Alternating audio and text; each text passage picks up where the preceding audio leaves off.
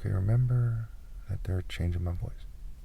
So let's talk about what led up to, I think it's part 5 or 6 of my series about the moral economy, where I decided to put the picture on the screen that mocks the American spirit, the Yankee Doodle kind of picture.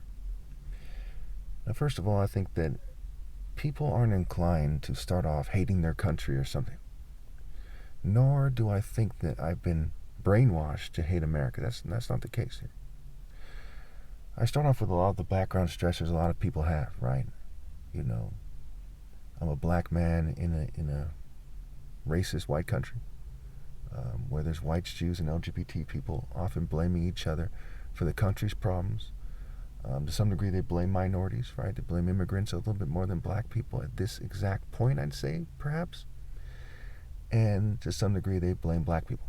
But they certainly blame each other for not having certain policy that they think that should be there, when none of them have a sound political plan. They never recommend sound policies. I've never heard of the government ever having a sound social policy that's being recommended, a sound economic policy. It just doesn't happen.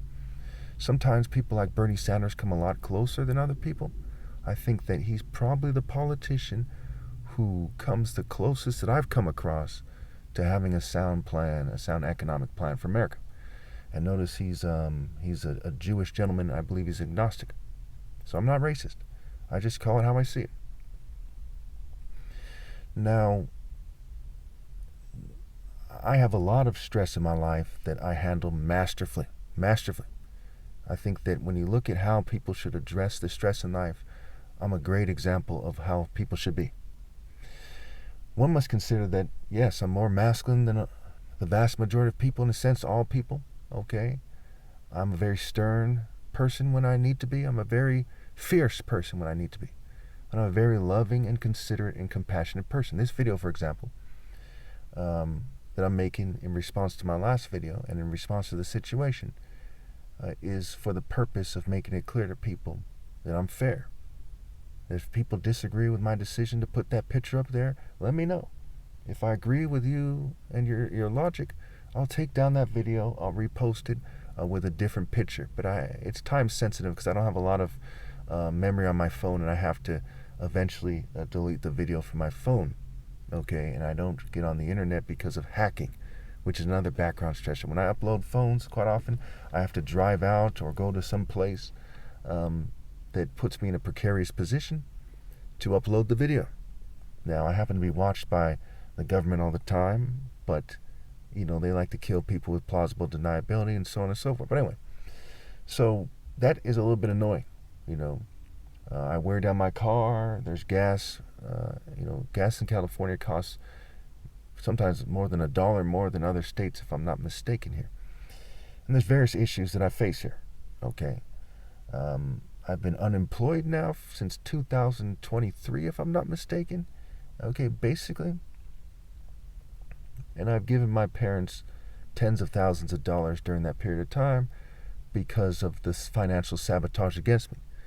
However, even if I went completely broke, the 60,000 challenge, I think it's at 100,000, still stands, and now I'm going to have to amend it to me paying that over time.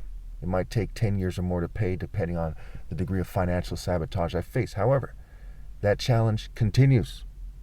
And if people come together, I already have 23 witnesses on record. It's easy to set the stage for me to be compensated for perhaps even $1 billion when you consider all the groups involved, the corporations, the federal government, the state government, okay, the local groups, perhaps individuals, whatever, right?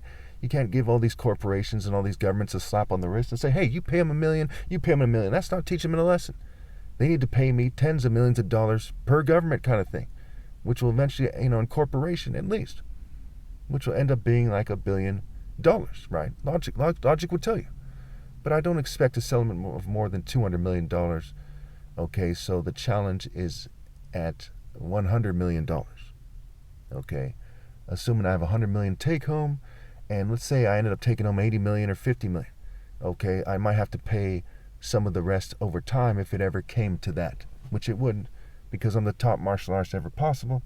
And on top of that, I need to recover to a certain point for the challenge to be a valid challenge that has to do with being paid money. And you still get $50 just to show. Which I'll now raise, I'll now raise it to $100, at least for the first, 100 challengers. Okay. And then after that, it drops back to 50, just to show and compete. So, as you can see, there's a lot going on here, a lot of serious things. When you're the top martial artist ever and you're defending your position, it can be stressful. When you're targeted and fumed and poisoned every day, it can be stressful. When it's been 7 years without a date, it can be stressful. However, it was wisdom and not stress that went into the decision to put that picture there. But I have to consider stress when I have to consider how to punish them. People in the American spirit who are sanctioned by the American governing class, they're collectively, at least with some dissent I'd imagine, but they collectively make a move. It's like the Nazi government, right? They collectively make a move, but some of them disagree, yeah, but they're still on board with Nazism. So it is with the American government and the governing class, and really every country in the world being on board with Satanism and propaganda where they pretend that they're not satanic.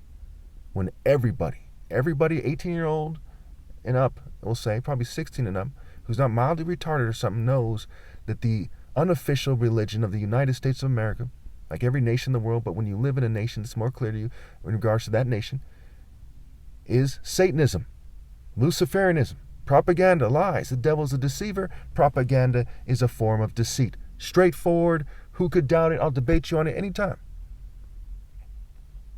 But again, this video isn't about chastising them per se. It's helping people understand. People who are quick to say, but that's my country, but I'm in the military, but I'm in the police, but I'm a military dad or this or that, right? To help them understand that chastising the United States of America is not just something that Christ can do, and can do without scrutiny from anyone who has any sense, but what he should do, and I have proven I'm Christ. Christ is not some fairy, white fairy, Jewish fairy, or any other kind of fairy, black fairy, whatever, Ethiopian, coming on a cloud. I am Christ. Christ is not some gay rabbi in Israel saying he doesn't want you to tell anybody. Christ isn't Farrakhan's mentor, this guy Elijah Muhammad. He wasn't Christ. I've seen a video clip, if I remember correctly, where he claims to be Christ reincarnated or something. He wasn't that.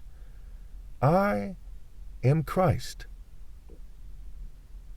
And Christ is in a Royal African Falcon, the Royal African Falcon, top martial artist spirit. The anointing, the soul that completes it.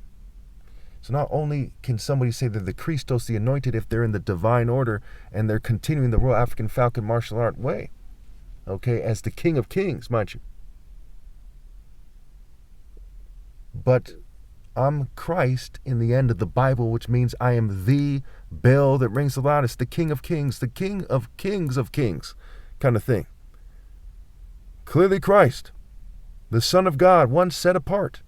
John 10, when Christ said, why should you believe that I'm Christ? He said, look at Psalm 82.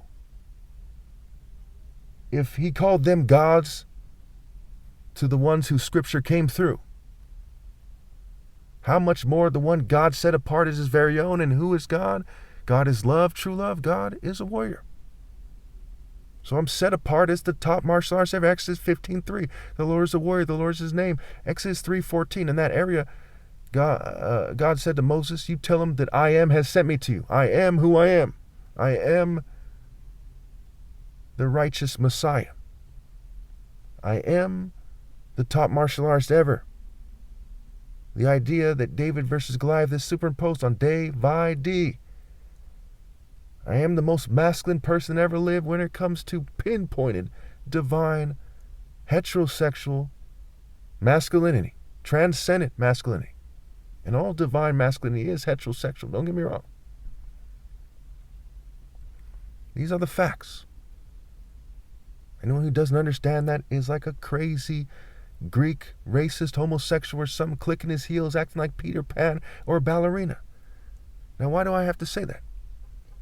Because you can imagine that there's some gays who would argue that they think that I'm wrong about heterosexuality and masculinity and divinity. But when you start putting it that way, they take a deep breath and say, yeah, he's right, kind of thing. A lot of them at least. So that's why I said it, not to insult them or something, or to rub it in or something, but to help them understand that there's no other way it could be. That is an example of sound reason. And they do not have a viable counterargument. How can you complain with no viable counterargument in reality when you see that sound reason has been presented? Can you still live a giddy LGBT life without pretending you're divine? Yes. If you don't like what I'm saying, can you turn to a different YouTube channel? Yes. If they think they're divine, why would they feel the need to suppress me? Wouldn't their divinity speak for itself? Why persecute me? Pretty straightforward. If they're using psychology, why not just work around me? I seen one gentleman one time, he was like a Freemason or something, and he said, it's not hard. Go around them, right? Work around them. Don't persecute them, okay? Because it's not a good idea. If you're agnostic, that means if you don't know why you're here and what the purpose of life is, or if there's a God, do you persecute the most righteous person that ever lived when you could just work around him in the name of mere human rules, customs, and traditions? Maybe you're a Jewish person who's into mysticism or an occultist. Maybe you're a fanatic rabbi.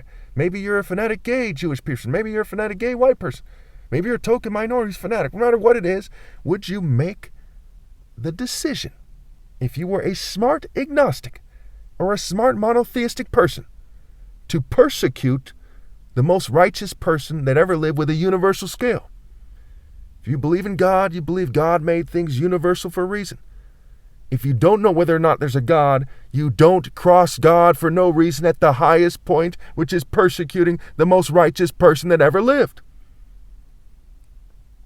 If you're an atheist who respects monotheistic people or agnostics at all, you don't persecute the most righteous person that ever lived. Only a fanatic atheist who's lost their mind, who's a complete monster, or a pure evil person who believes in God or something, would persecute the most righteous person that ever lived for no reason. If someone grabbed your family and threw them off a cliff and said, hey, he doesn't know how deep it is, when the smartest person that ever lived said that's a steep cliff and that's going to kill him, before you know what happened, would you be angry at that person who threw your family off a cliff for no fucking reason, and all he had to say for himself is he doesn't know, even though the smartest person ever said, look, I know for sure that cliff is steep, the most honest and smartest person ever? So you see the failure of these people who in the American spirit persecute me, who in the spirit of the governing class, in the spirit of your communities, in the spirit of your families, they persecute me on the path and ways dedicated to the same causes that your family are to some degree. Granted, you have your individual causes, maybe it's take care of your family, but you come into their collective cause. In your spirit, in your name, in your country's name, in your military's name, in your law enforcement's name. You see what I'm saying? That is an example of sound reason. And they have no viable counterargument. They are attacking the essence of what it means to be an American, the government, the military, etc. I'm defending God in a way that's logical, which is firing at the spirits that are seeking to wage war against God when I am the captain of the gate, the Son of God, and the King of Kings. This is open and shut stuff here. You must take action. You must stop them from trying to wage war against God, and you must stop them from waging war against the state where it matters most, which is persecuting me. Thank you.